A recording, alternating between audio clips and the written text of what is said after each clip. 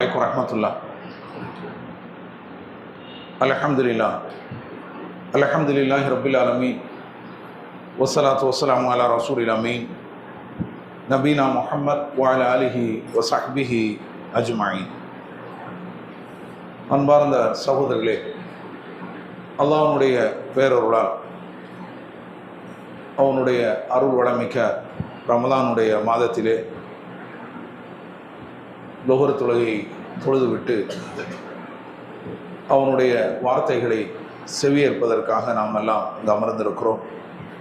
எல்லாம் அல்ல அல்லாஹ் ஜல்லஷானு தஆலா நம் அனைவருக்கும் அவனுடைய மார்க்கத்தை புரிந்து அதன்படி நடப்பதற்கு அருள் செய்வானாக. பயணம் ஒரு இஸ்லாமிய பார்வை என்ற தலைப்பில் தொடர் உரை நாம் நடத்தி வருகிறோம். கடந்த அமர்வுகளிலே பயணத்தினுடைய வகைகளை நாம் குறிப்பிட்டோம். 5 வகையான பயணங்கள் இருக்கின்றன. முதலாவதாக தடை செய்யப்பட்ட பயணம். அல்லாஹ்வும் அல்லாஹ்வுடைய தூதரும் தடை செய்த ஒன்றை செய்வதற்காக மேற்கொள்ளப்படும் பயணம். உதாரணமாக மதுபானங்களை அல்லது போதைப் பொருட்களை விற்பதற்காகவோ அல்லது அதை ஒரு இடத்திலிருந்து இன்னொரு இடத்திற்கு கடத்துவதற்காகவோ மேற்கொள்ளப்படும் பயணம், அல்லது விபச்சாரம், வழிப்பறி கொள்ளை, திருட்டு போன்ற தடை செய்யப்பட்ட தீமைகளை செய்வதற்காக மேற்கொள்ளப்படும் பயணம், அல்லது ஆன்மீக பயணம் என்ற பெயரில் தர்காக்களுக்கு செல்லக்கூடிய பயணம். பொட்டல்புதூர், நாகூர், ஏர்வாடி, ஆத்தாங்கரை போன்ற தர்காக்களுக்கு செல்லக்கூடிய பயணம். இதெல்லாம் ஹராமான பயணத்திலே வரும். பயணத்தினுடைய 2வது வகை கடமையான பயணம். உதாரணமாக கடமையான ஹஜ்ஜை நிறைவேற்றுவதற்காகவோ அல்லது கடமையான உம்ராவை ஒருவர் உம்ராவை நேர்ந்து கொண்டால் அது கடமையாகிவிடும்.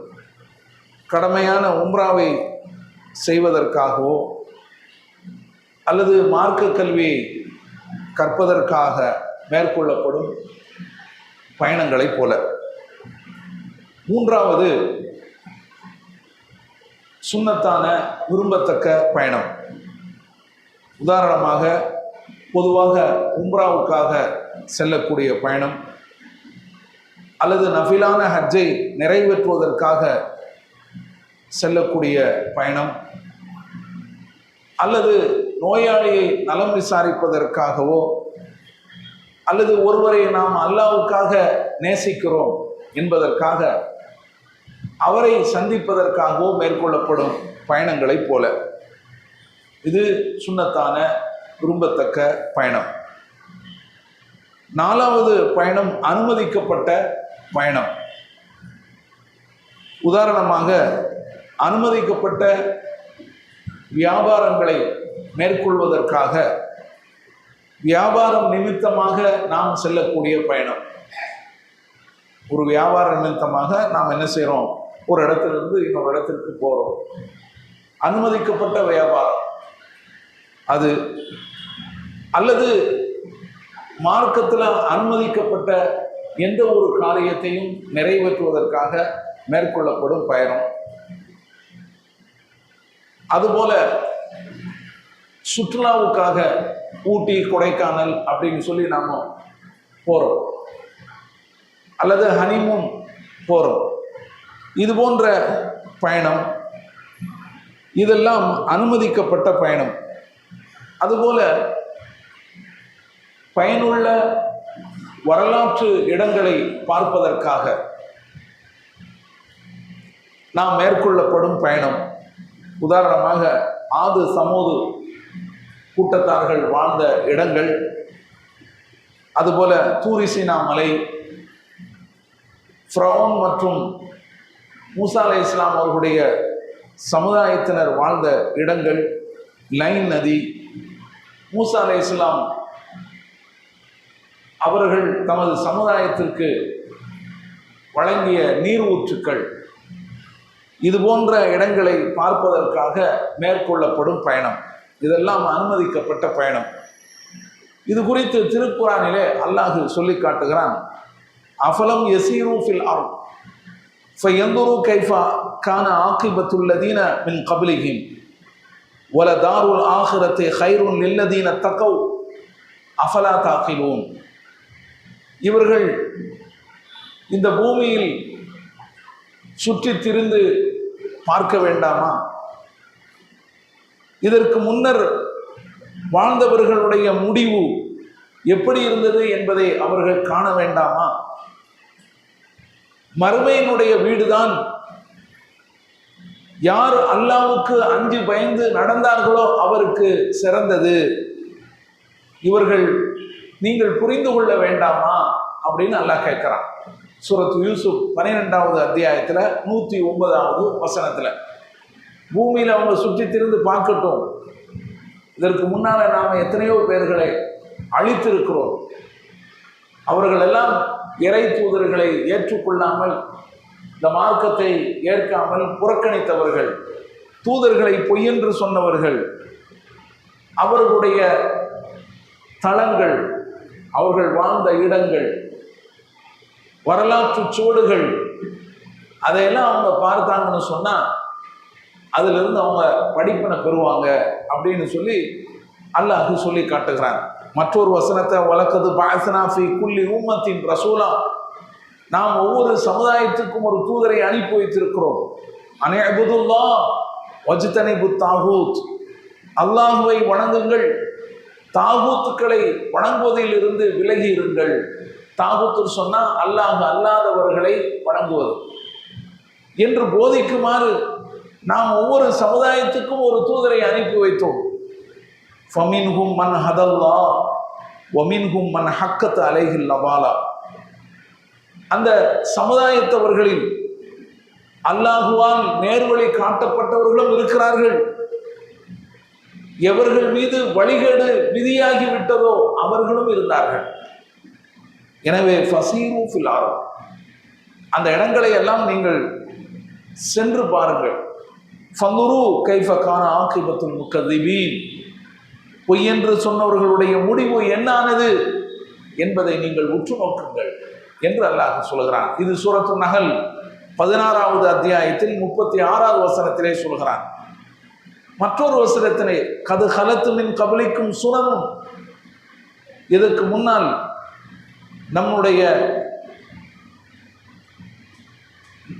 நம்முடைய நடவடிக்கைகள் சென்றிருக்கிறது.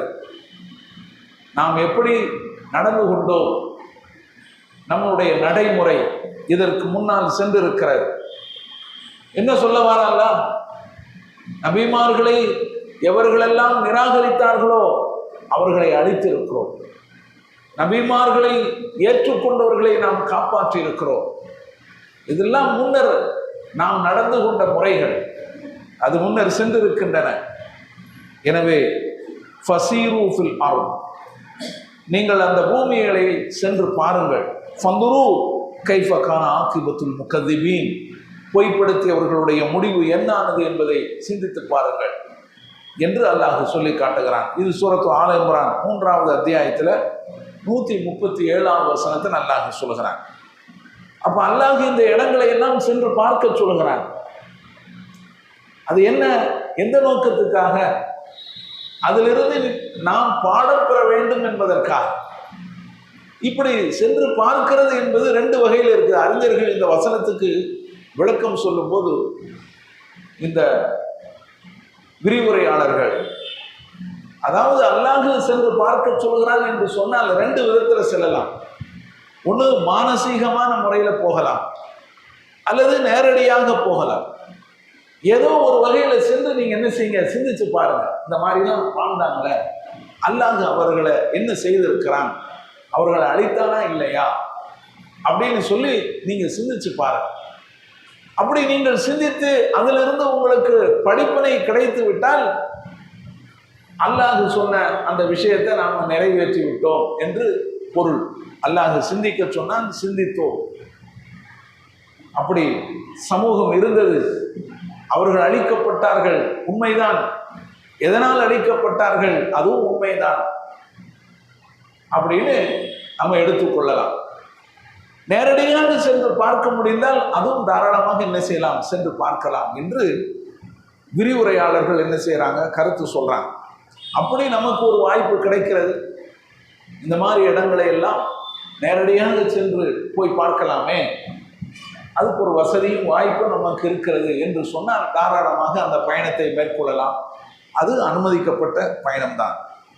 இது 5வது பயணம் என்ன என்று சொன்னால் வெறுக்கத்தக்க பயணம் என்று குறிப்பிட்டோம். ஒரு மனிதன் தன்னந்தனியாக எந்த துணையும் இன்றி பயணம் மேற்கொள்வது, குறிப்பாக இருட்டில் பயணம் மேற்கொள்வது.